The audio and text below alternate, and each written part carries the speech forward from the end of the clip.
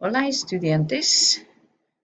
Today we're going to talk about los verbos ser y estar, two verbs that mean to be. So in this presentation, Shakespeare might say to be or to be, because you need to know when to use ser, which means to be, and estar, which also means to be.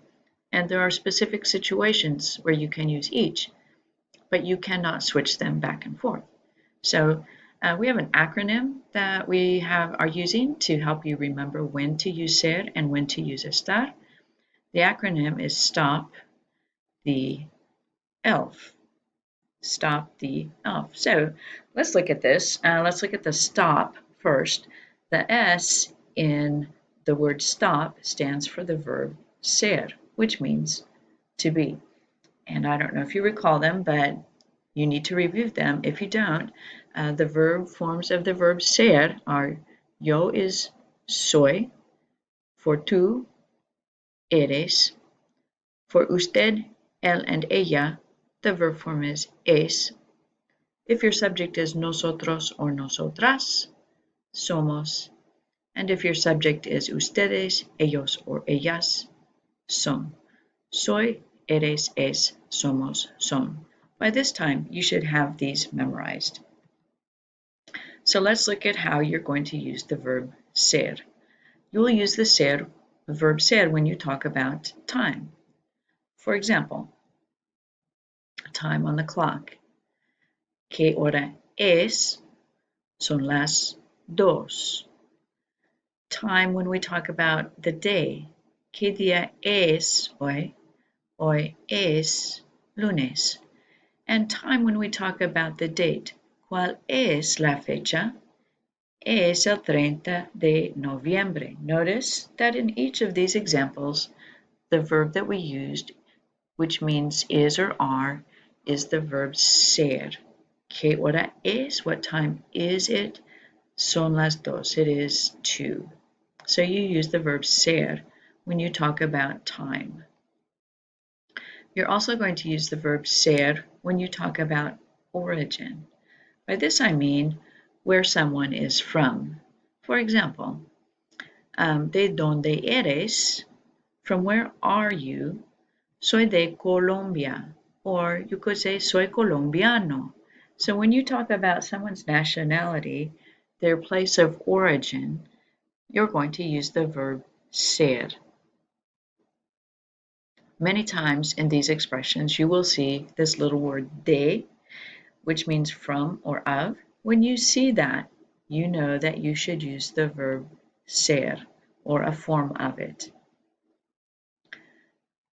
The next thing that you need to know is that you're going to use ser when you talk about personality. By personality, I mean something like, ¿cómo es el niño? El niño es inteligente. Again, you see that we're using the verb ser, or in English, we're using the verb to be, which is in this case.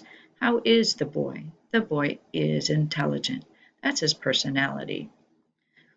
Okay, there are 3 more P's in this particular acronym for STOP, and the second P is physical description. Physical description. For example, if you want to describe this dog, you might ask in Spanish, ¿Cómo es el perro? El perro es feo.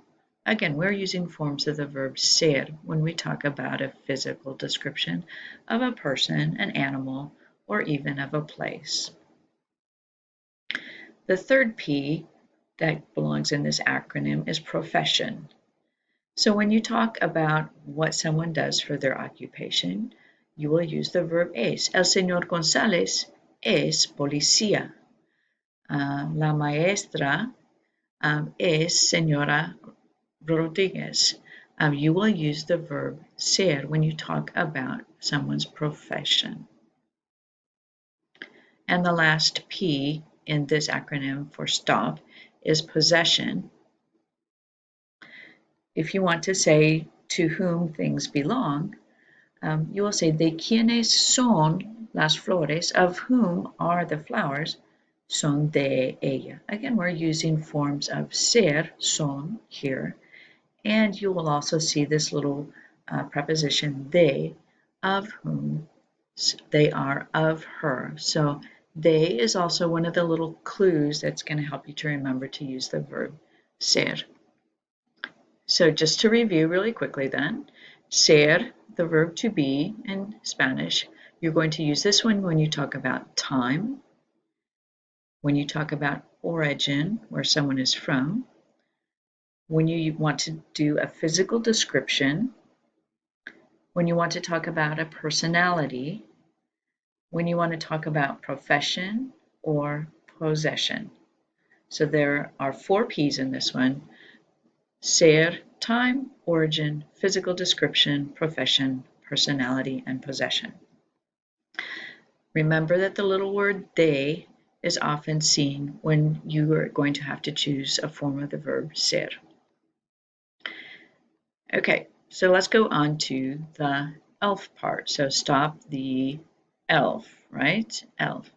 So, as you might have guessed, the E in elf is for the verb estar, which also means to be. But these are the specific situations in which you will use the verb estar. Hopefully you remember these forms. If the subject is yo, your verb form is estoy. Tú estás. Usted, él, ella está. Nosotros, nosotras estamos. Ustedes, ellos, ellas están. Okay, so now let's go on and talk about the rest of this acronym. The L in ELF stands for location. And I think you remember from last week, we talked about using the verb estar when we talked about places in the house.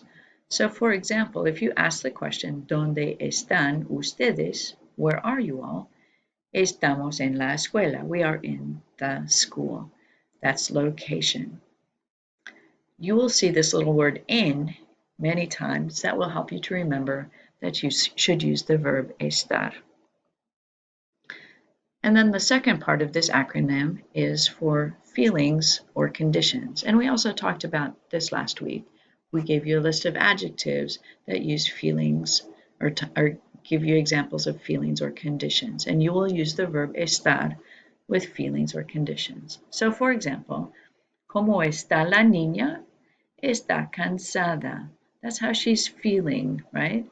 Or her condition, either one. You could express it either way. ¿Cómo está la niña? You're using a form of the verb estar. Here's another one that is more of a condition. La puerta está abierta, right? It's open. That's the condition of the door. Está abierta. Okay, so ELF, the E stands for estar, the L is for location, and the F for feelings or conditions. Remember that the little word en is going to be present in many of the examples where you're going to use the verb estar. So let's do a little bit of practice. Here's a sentence, mi perro blank feliz. You have to think about what feliz is. Feliz is what? It's a feeling, right? If you're happy, mi perro está feliz, then you would use está. How about this one? Mi perro blank de Mexico. De Mexico. My dog is from Mexico.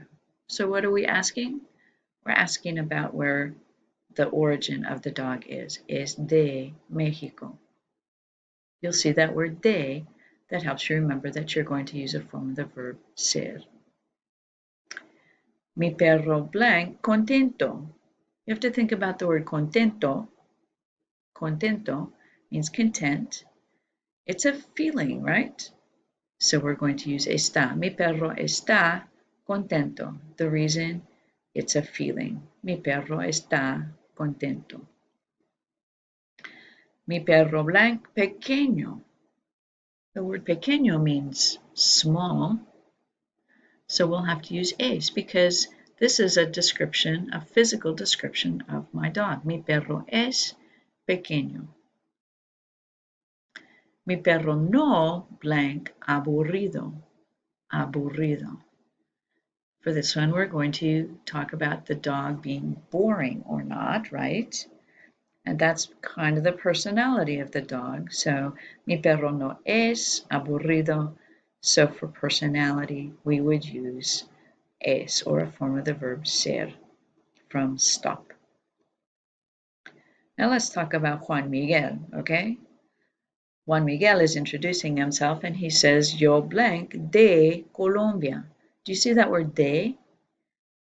If it's de, we're talking about origin, so we're going to use soy. In this case, the subject is yo, so we'll use the verb form soy. Yo soy de Colombia, because it's origin. Yo blank bajo y moreno. Bajo, short. Moreno, dark. So what will we use for this? It looks like a physical description for me, so yo soy bajo y moreno, because it's a physical description. Yo blank estudiante. Yo blank estudiante. That looks to me like it's a description of his profession, even though he's pretty young. Anybody who's in school, that's their profession, is to be a student. So yo soy estudiante. The reason would be that's his profession. Yo blank muy trabajador. Hardworking. It's his personality, right? So yo soy muy trabajador. That's his personality. Hoy blank lunes. This looks to me like a date. And for dates or time, we use the verb ser. So hoy es lunes. Reason being that it is time. Y yo blank muy cansado. Cansado, tired. That's a feeling. So we have to use the verb estar, or in this case, estoy, because the subject is yo. Yo estoy muy cansado. The reason? It's his feeling. He's feeling tired. Yo blank en la escuela. Estoy, because we're talking about location, right? Location. I'm in the school. Y mi maestra blank muy aburrida. Boring. My teacher is boring? If that's part of her personality, then we're going to have to use the verb ser. Mi maestra es muy aburrida. Personality, that teacher's personality. Yo blank, nervioso. Nervioso. That's a feeling, isn't it? Yo estoy nervioso. The reason? Because he's feeling nervous. That's why we're going to use the verb estar and the form estoy. El examen blank mañana. When is this test? Tomorrow. That's a time, right? El examen es mañana. The reason we're using ser is because it's time. Yo blank estudiando mucho. Estudiando. That's a present progressive, right? And with present progressive, you have to use a form of the verb estar. So we're going to use estoy estudiando. Reason, this is a present progressive. That's not part of the STOP the ELF acronym, but you need to know that with present progressives, you're also going to use estar. So to recap, STOP the ELF, right? Ser is time, origin, physical description, personality, profession, and possession, and you'll see that word de when you're talking about origin and possession. Estar, elf, estar, location, feelings and conditions. And remember that you'll see that little word in when you're talking about location. Okay, so take some time to memorize this acronym. That will help you when you're doing the quiz for this particular week. And make sure that you look over the adjectives that use ser and the adjectives that use estar. Adiós.